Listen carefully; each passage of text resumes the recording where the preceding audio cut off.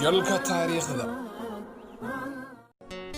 taariikhda maantay iyo sayid maxamed cabdulla xasan kaga bogo barnaamijka galka taariikhda iyo maanta. sayid maxamed cabdulla xasan waxa uu dhashay gugii la magac baxay Gobaysane sanadu markii ay ahayd 1856. gugaas Gobaysane waxa uu ahaa gubar waaqa ahaa oo dad iyo dunyaba wixii dhashay ay hanaqaan noqdeen. wuxuu ku dhashay sayidku balliga la yiraahdo Sacmadeego oo 12 kiiloomitir u jira degmada Buuhoodle kana xiga dhinaca waqooyi. sayid maxamed hooyadii waxaa la oran jiray Carra Seed Magan. sayidku waxa uu guursaday ilaa 33 haween ah waxayna u dhaleen inta la og yahay 11 wiil iyo dhowr gabdhood.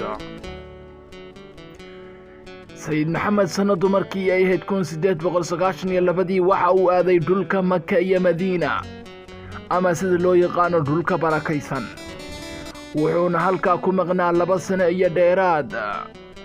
sanadu markii ay ahayd 1895 miilaadiga ayuu ku soo noqday dhulka Soomaaliyeed markaas uu aas-aasay ciidanka daraawiishta. haddaba aan idin xasuusiye sayid maxamed cabdulla xasan waxa uu ahaa mujaahid Soomaaliyeed kaasoo dagaal ba'an kula jiray dowladaha Ingiriiska iyo gumaysiga. sayidku waxa uu dagaal ba'an la galay Ingiriiska kaasoo kaga xoreynayay dhulka Soomaaliyeed.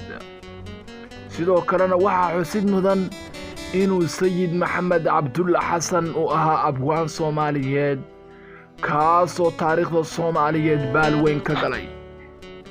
sayidku waxa uu tiriyay gabayo aad u fara. waxa xusid mudan iyadana in sayid maxamed cabdulla xasan iyo Ingiriisku ay dhex mareen dagaal badan.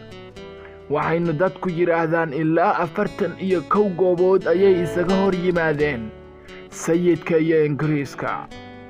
dagaalkii ugu horeeyay oo dhex mara daraawiish iyo Ingiriis waxa uu dhex maray sanadu markii ay ahayd 1900 miilaadiga.